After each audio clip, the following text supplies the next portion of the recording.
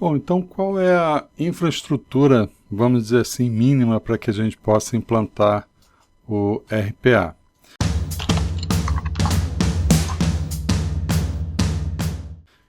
Eu recebi algumas perguntas bastante interessantes que são relacionadas, obviamente, à automação de processos robóticos.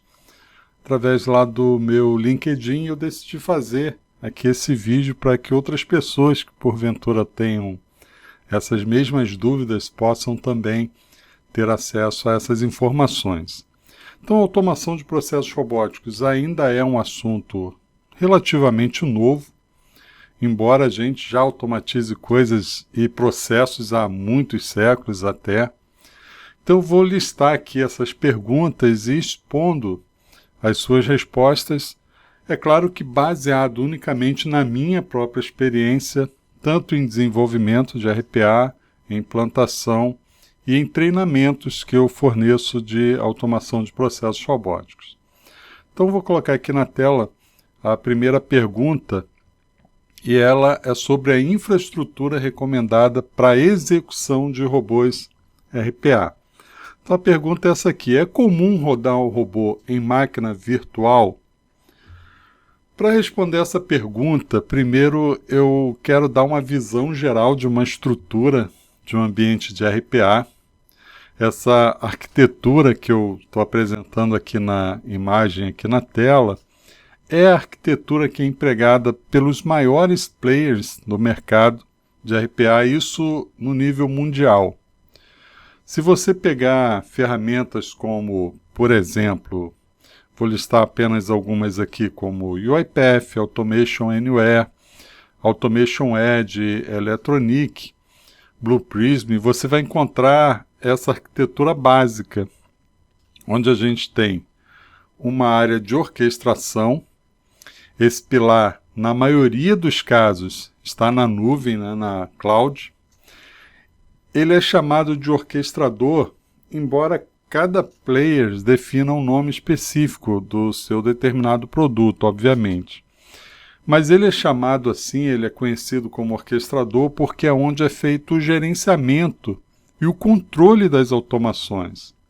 É onde ficam, por exemplo, registrados todos os projetos de automação que foram desenvolvidos, e a gente vai falar sobre a parte aqui, um dos pilares aqui que é o desenvolvimento, e de onde são controlados todos os robôs, mas não robô aqui no sentido de projeto de automação, sim, mas de executores, que esse conjunto de robôs é conhecido como frota. Então aqui também é definido, por exemplo, o agendamento da execução dessas automações que foram desenvolvidas. Aqui é definido por qual ou quais robôs dessa frota de robôs, cada uma dessas automações vai ser executada de fato, vai ser realizada. Como segundo pilar aqui, nós temos o pilar que eu coloquei aqui como desenvolvimento, né, que alguns players, boa parte deles chamam de estúdio, né, que é a IDE, que é o ambiente de desenvolvimento e teste das automações. Não é nada mais do que um aplicativo como, por exemplo, o Visual Studio, para quem está acostumado a desenvolver sistemas utilizando o Microsoft Visual Studio, ou Android Studio, e aí a gente tem uma série de IDEs de desenvolvimento que são chamadas de estúdio.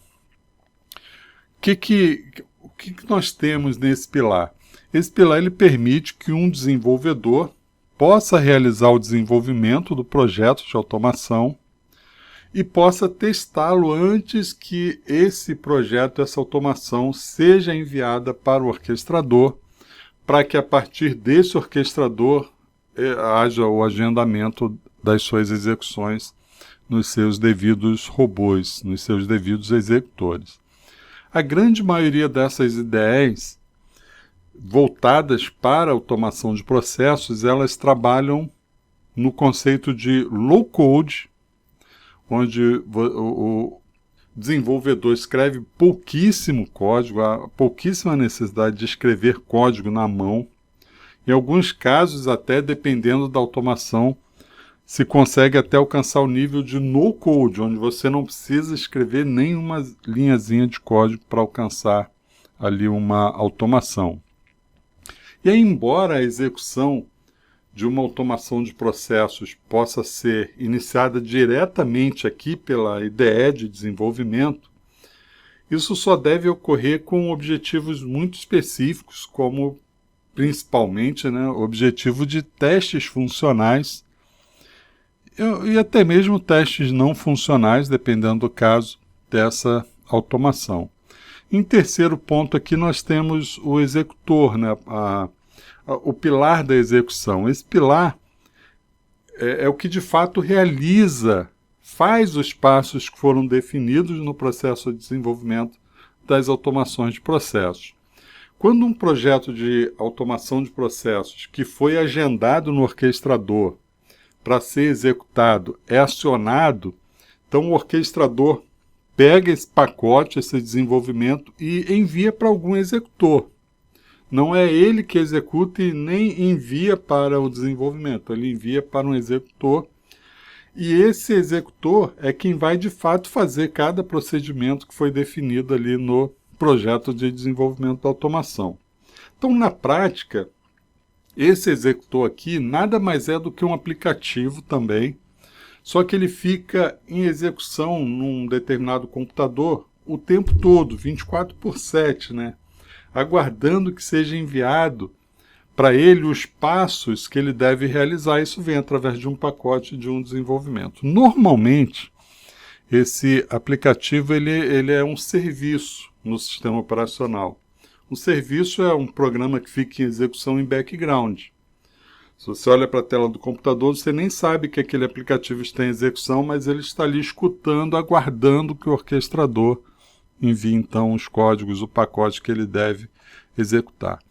Então, eu queria colocar aqui uma observação para a gente finalizar esse entendimento básico aqui da arquitetura, que obviamente eu coloquei aqui de uma maneira bem simplificada, mas observe que ele é capaz de acessar sistemas, esse executor, ele consegue acessar sistemas, sites, arquivos, etc., que não precisam estar na mesma máquina, no mesmo computador em que esse executor está sendo executado. Ele vai acessar isso através da rede, né? Essa observação ela é importante aqui para que a resposta à pergunta possa ser melhor esclarecida, então, nesse nosso vídeo aqui. Então, eu vou repetir aqui a pergunta que foi: é comum rodar um robô em uma máquina virtual? Então, a resposta bastante simples é que sim. Observe que eu estou associando o robô ao executor e não ao projeto desenvolvido. Então, existe essa diferença. Como a grande maioria dos desenvolvimentos de RPA nas empresas são de robôs não assistidos, não faz sentido alocar máquinas físicas para esses robôs, sejam essas máquinas usadas por pessoas ou não. Se você não sabe o que significa robô não assistido, eu vou deixar um link aqui para que você possa ver um vídeo onde eu explico os tipos de robô, sobretudo robô assistido e robô não assistido, ou robô atendido e robô não atendido. Então você pode acessar depois esse link que está disponível aqui, que você vai poder assistir e entender a diferença entre esses dois conceitos de robô. Então vamos aqui às demais perguntas, né? A outra pergunta é em relação à performance. Se a performance é a mesma, seja em máquina virtual ou em máquina física. Então, na verdade, não existe ou não deveria existir essa diferença de performance entre uma máquina virtual e uma máquina física, se elas tiverem a mesma configuração de memória, processador, disco e velocidade das operações de entrada e saída. Se as configurações forem as mesmas, não há por que existir diferença de performance entre uma e a outra. Geralmente a questão de performance nas automações de processos robóticos está mais relacionada aos recursos com os quais, né, o robô vai precisar interagir e pelo canal de comunicação entre eles. Por exemplo, existem sistemas que são lentos por conta da quantidade de dados que processam vezes a capacidade do servidor onde eles estão hospedados. Por exemplo, você pega sistemas utilizados por telecoms como Arbo, Síbil, um sistema que é utilizado pelas grandes empresas, maiores empresas mundiais como o SAP. Nesses casos, o que acontece na prática é que o robô RPA, ele faz os seus passos, né, os seus processos na velocidade do seu processador, mas quando ele precisa interagir com esses sistemas, ele precisa aguardar a resposta desses sistemas para que ele continue a realizar os seus passos ali nessa interação. Eu sempre comento de um projeto que eu fiz de automação de processos, que eu fiz automatizando um processo pesado no SAP, onde um profissional levava 8 horas para realizar aquele processo todo e eu fiz uma automação que levava 16 minutos. Então, esse é o ponto. Só que, na verdade, esse robô seria capaz de realizar essas tarefas em pouquíssimos minutos. Se chegasse a 2 minutos, eu calculo que não chegaria nem a 2 minutos. Só que ele precisava ficar parado aguardando a resposta do SAP, por conta dos seus processamentos. Aí vai depender de toda a infraestrutura que está por trás do SAP. Quando você fala em bancos de dados relacionais, por melhores que sejam, Oracle, SQL Server, eles, por serem relacionais, né, por trabalharem normalizados, há uma lentidão maior do que em bancos de dados que hoje estão surgindo mais forte com um conceito mais hierárquico. Então, vamos lá. Então, a performance, o que você vai lidar com problemas de performance vai estar muito mais relacionado aos sistemas que você vai acessar do que ao executor em si, né? A próxima pergunta aqui, ele diz assim, na implantação de RPA, geralmente como é a infraestrutura ou arquitetura das máquinas que vão rodar os robôs? Então eu vou me focar aqui no executor, mas existe toda uma infraestrutura do orquestrador, do desenvolvimento, que o desenvolvedor já está acostumado com máquinas bastante potentes, mas falando aqui somente do pilar aqui de execução. Vamos relembrar aqui o conceito de robô como executor, não do pacote do desenvolvimento em si. Nesse caso, cada player define uma configuração mínima para a máquina em que o seu executor vai precisar ficar ativo. No caso da UiPath, por exemplo, as configurações mínimas para o computador seria, por exemplo, um processador, né, uma CPU dual-core de 1.8 GB, ele fala em 32 bits, mas isso é uma configuração mínima, né? O recomendado é o quadro-core, 2.4 GB, a partir daí 64 bits. Então eu diria que já precisamos partir de 64 bits, nem faz sentido hoje utilizar máquinas 32 bits. E é uma memória RAM, que ele roda com 4 GB, mas recomenda 8. Espaço em disco, no mínimo, e a partir disso 5 GB, isso você nem encontra mais pendrive com a capacidade tão baixa, assim, nem pendrive você consegue mais encontrar. Então não é nada que esteja fora do que a gente já vê as máquinas, os computadores, desktop principalmente, essa configuração mínima. Outro ponto que eu acho que precisa ser considerado aqui no momento em que vai se definir as configurações para esse computador que vai hospedar o executor, é se os sistemas com os quais ele vai interagir vão estar instalados nesse mesmo computador, nessa mesma máquina, o que obviamente não é aconselhado. Mas se esse for o caso, né, vai ser necessário atender aos pré-requisitos desses demais sistemas. Se você vai utilizar o SAP GUI instalado ali, se você vai utilizar uma aplicação Java rodando sobre uma máquina virtual Java, então você precisa somar as recomendações mínimas para cada um desses aplicativos que vão estar lá, mas não é o aconselhado, né? Vou aqui mais uma pergunta, né? No caso da implantação ser on-premise, é uma máquina comum ou costuma ser um servidor?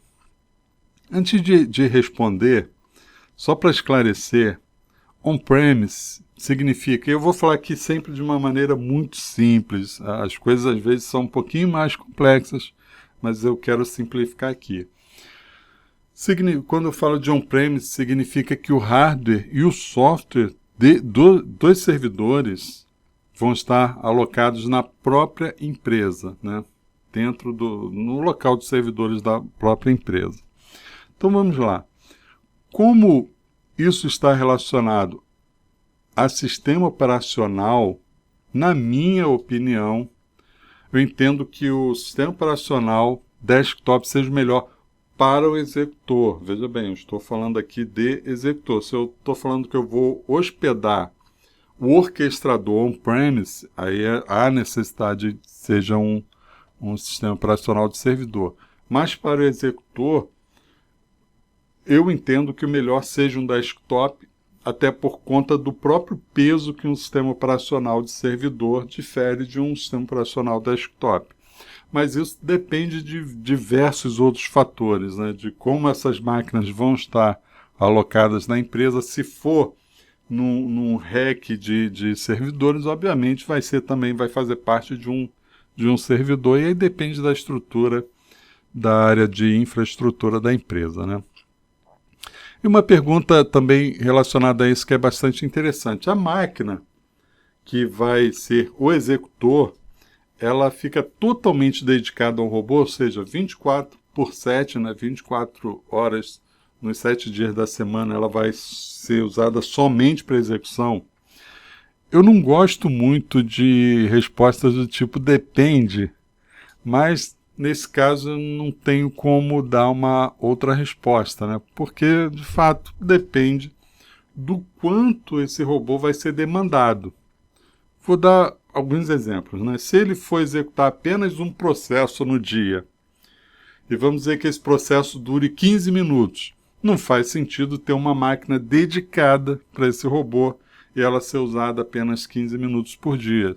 É um custo desnecessário. Outro exemplo, né?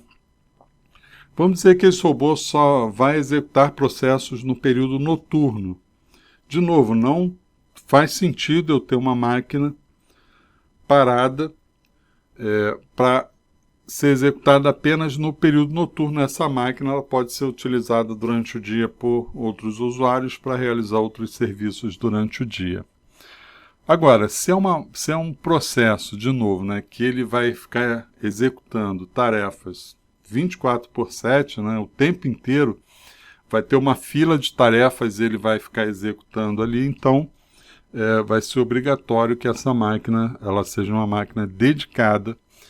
Só lembrando, eu estou falando ainda do executor, né? O orquestrador, não precisamos nem falar sobre ele. Vai ser uma máquina dedicada a servir, né, a orquestração da automação de processos.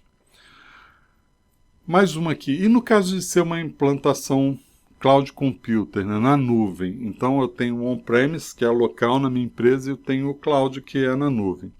Como lidar com a questão de execução de robôs que utilizam UI? E aí ele coloca uma observação aqui. Sem manter uma sessão RDP ativa, pois quando fecha o RDP, o robô para a execução. Acredito que isso aconteça com todas as ferramentas de RPA. Fazer só um adendo aqui, na verdade, você só não pode desconectar aquela máquina. Você pode encerrar ali a ação do usuário, mas a máquina precisa ficar conectada. Você não pode usar no remote desktop, por exemplo, como ele falou aqui do protocolo RDP, mas o remote desktop utiliza esse protocolo. Você não pode desconectar. Mas eu acho que nem é essa o cerne da questão aqui, não. E aí essa resposta ela vai precisar ser um pouquinho só mais detalhada para que a gente consiga entender cada nuance dessa pergunta aqui.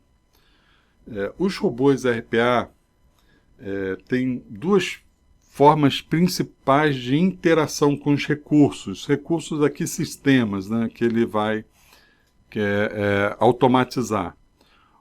Uma dessas formas de interação é através de seletores e outra forma é através de GUI, né, que é a interface gráfica do usuário, Graphical User Interface.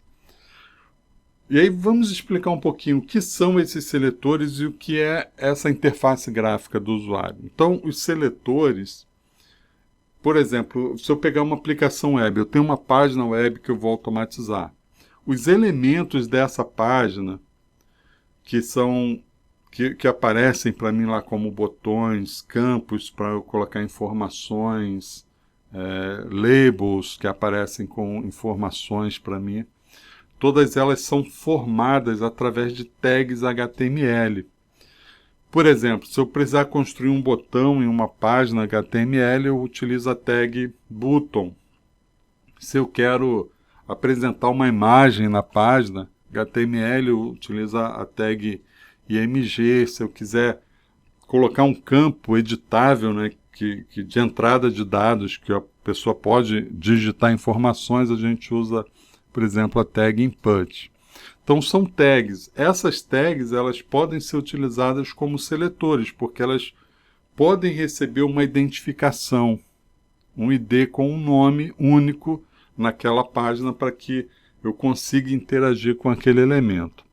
Se a gente estiver falando de uma aplicação Windows, existem os componentes Win32, que a gente pode fazer um paralelo com as tags HTML. Então a gente utilizaria classes, né? E aí é mais para quem é de desenvolvimento, né? de código, né? Hardcore, né? De escrever código mesmo, utilizando classes da HWND, onde a gente cria esses componentes e da mesma forma a gente coloca identificadores nesses elementos, né? Da nossa aplicação.